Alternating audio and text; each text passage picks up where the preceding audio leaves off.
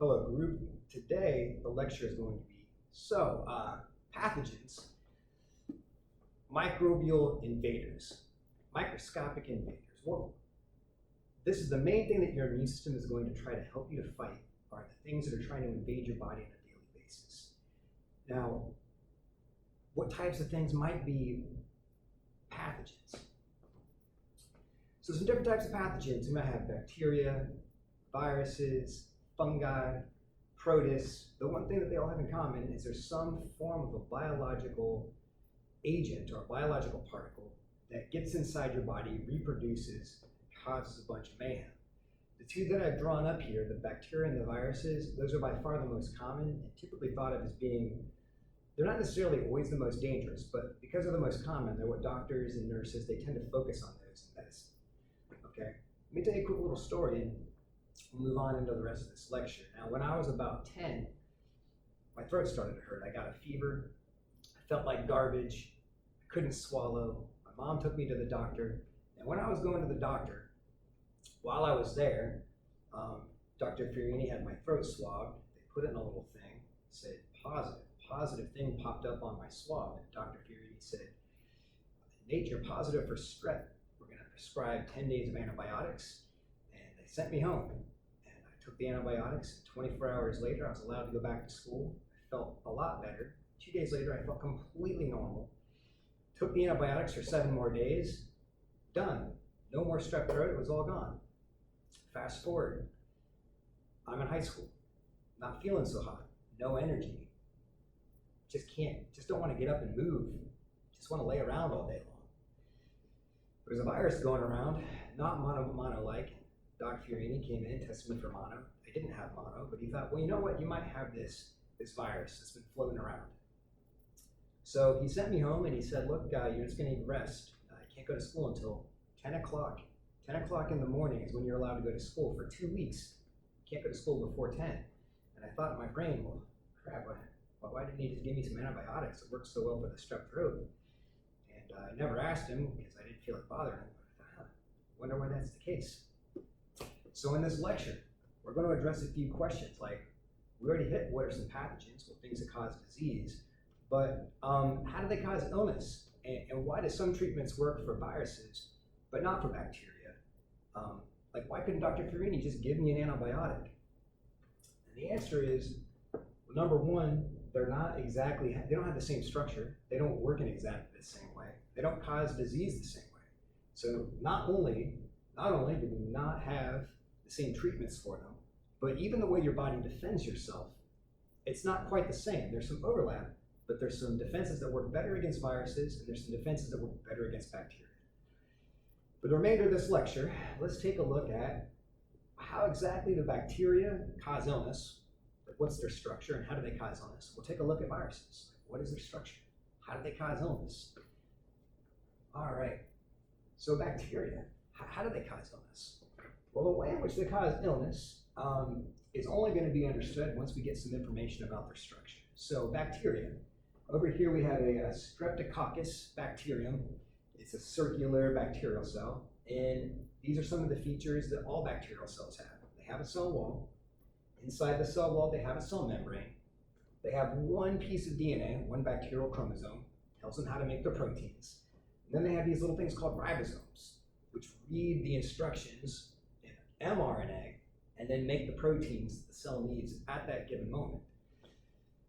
All right, so it's a functional cell. It has instructions to make proteins, has the components, the parts to make proteins. Well, how do you get sick? Well, number one, this is a picture of your skin. You have 2 major skin layers. You have up here on the top the epidermis. Down beneath it, you have the dermis, which I haven't really drawn any major structures of. But the top layers of the epidermis are just coated. They're just coated with 30 layers of dead skin cells, which are protected. They sit together like tiles. They protect you. Well, these little guys, these little devils, little Streptococcus bacteria, they can land up here on this epidermis and the upper layers, and it's probably not going to cause any infection. But then you scrape yourself. And what happens when you scrape yourself is you remove all these protective cells of the epidermis. We might even knock out a couple of cells here of the living cells at this lower level. And now we have this gaping hole. We have this gaping hole that these things can start to invade. So what happens next is these little guys, little opportunists, these little punky little Streptococcus bacteria, they start to land. They land on the cells, they land on the cuts, they can even get down into the dermis. And now you have an invasion of Streptococcus bacteria. Well, what is the first thing these things are going to do? Well, the very first thing they do is they create what's called a biofilm. They're going to create what's called a biofilm, which means they secrete a sticky substance. They start to multiply, they stick to your cells. So the very first thing these little devils are going to do is they start to multiply. And as they're multiplying, they typically multiply, they're called Streptococcus because they reproduce in these chains. And they start to multiply and they start going all over the place. They generate a biofilm. They connect to your cells, they stick to them. The second thing these cells do is they start to release toxins, dangerous chemicals that cause damage to your cells. So these little bacterial cells are going to start to release what we call exotoxins. Exotoxins, dangerous chemicals that start causing damage. But what are some examples of some of these different types of exotoxins? Well, I'm glad that you asked. I wrote them down right here. One of them is called, spelled funny, hemolysins. And what hemolysins do is they cause cells to lyse or to burst. What types of cells? Well, these chemicals can cause your defense cells to burst. Remember macrophages, neutrophils, lymphocytes, the white blood cells that we did the lab where it was annoying. We had to do the little scavenger hunt and search for them. Well, they cause those defense cells to pop and burst. They also can cause some of these cells to pop and burst. So these little epithelial cells down here, these little skin cells at the bottom, they start bursting and they start dying because of these exotoxins. Okay? Now we're starting to have some pretty significant damage to the tissue and an invasion that's growing and becoming more damaging to the body and to the skin tissue. They also release some that are called proteases. And the word protease looks like the word protein because these break apart and destroy proteins. So they damage your cell's functional proteins, generating even more skin and cellular damage. They're not only invading, they're like marauding through the skin, causing all kinds of issues and damage. And this is how bacteria basically cause disease. Number one, they're going to reproduce, create a biofilm. And number two, they're going to release a bunch of exotoxins. All right. Because of the way that they function, they have ribosomes, they multiply, they're a functional cell. That's going to dictate how you fight them and also how you're going to treat them with medicine. Well, what about the viruses? How do they cause illness? Well, probably in the last couple of years, the virus that's gotten the most study is going to be the COVID virus, COVID-19, the virus itself. But let's talk real quickly about, well, how does this virus cause illness? How is it different from bacteria? And down the road in future lectures, we'll deal with, well, so how does that make a difference in terms of treatment and how your body protects itself? All right, so what's a COVID virus made of? Well, deep inside, it has a little piece of nucleic acid, an RNA molecule that codes for some proteins. It has an envelope, a membrane-like structure around it that encloses everything. And these little proteins on the surface called spike proteins, they act like little keys to get inside your cells.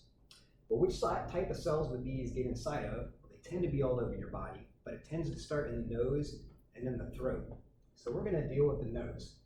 So you're sitting there, somebody has COVID, they sneeze into the air, and little virus particles go up into your nasal cavity.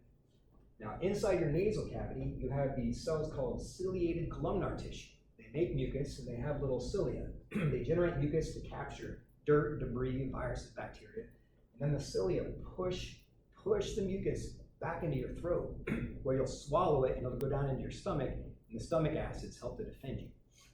You might also sneeze the mucus out below your nose. You're trying to trap the viruses, trap bacteria, trap dirt and debris, and get it out of the body. That's the purpose of the mucus. All right, we're going to zoom in on one of these ciliated columnar epithelial cells.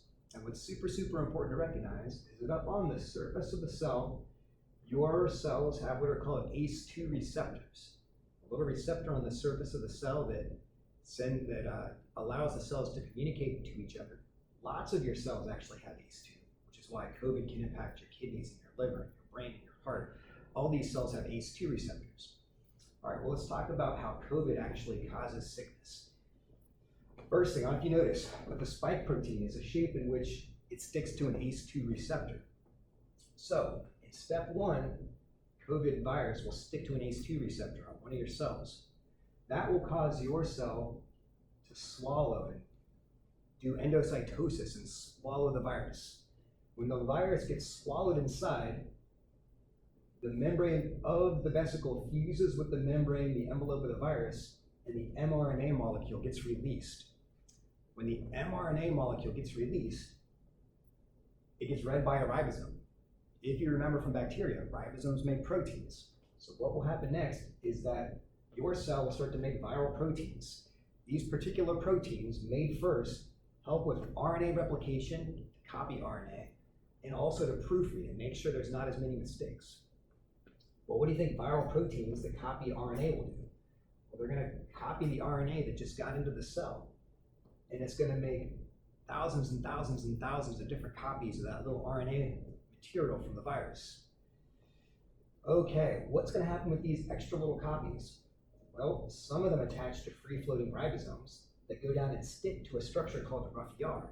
If you remember, rough yard, it's called rough because ribosomes stick to it. What do ribosomes do? Well, they make proteins. And which type of protein will these ribosomes make? They're going to make spike proteins. And the spike proteins are going to get embedded into the membrane of the rough yard. The rough yard will pinch off a vesicle, and what's going to happen next is this will start to invaginate or go into itself, and an RNA, a copy of the original, will enter into that. The vesicle will pinch off with the new COVID virus inside of it. That will go to the membrane where the vesicle attaches to the membrane itself, and then the COVID virus is going to get released. And like, what, if you could summarize this, that's a heck of a lot of information.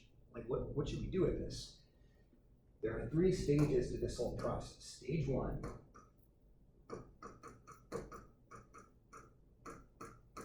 Stage 1 is attachment, where the virus attaches to the cell and then gains entry.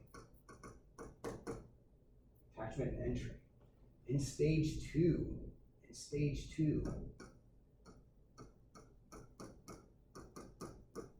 we have manufacture of viral components. The ribosomes are going to make viral proteins to read and copy the RNA. Those are going to make RNA copies that are used to manufacture spike proteins and other proteins of the virus. In the 3rd step, all these little parts are going to assemble together. We're going to have assembly of the virus, which happens in the rough yard. In step 4, we're going to have release of the virus. All right, you're like, okay, great. So viruses use our cells, hijack our cells, take DNA material, genetic material, and hijack our cells, forcing our cells to become virus factories. Our cells make viruses and then have them. What does this have to do with illness? Well, what this has to do with illness is that one of these cells is going to release a ridiculous number of viral particles, and in the process, that's going to kill the cell. Well, what do you think all these viral particles that are floating around are going to do? Well, they're going to infect nearby cells, which also become virus factories. They become virus factories, and then they die. In this process of reproducing, the viruses damage your cells and cause all kinds of widespread tissue damage, and that's how they cause illness. Viruses cause illness because they use your cells to reproduce. They hijack them like a terrorist and then kill your cell, use your cell to make lots and lots of viruses. All right, great. So those are the 2 main types of pathogens. I was just trying to crank through this as fast as I could because I'm getting over a sickness. I don't want to run through this basic information repetitively. So we'll post this, we'll try to view it. I'll answer your questions in class when you all get back from Kairos. Great to see you.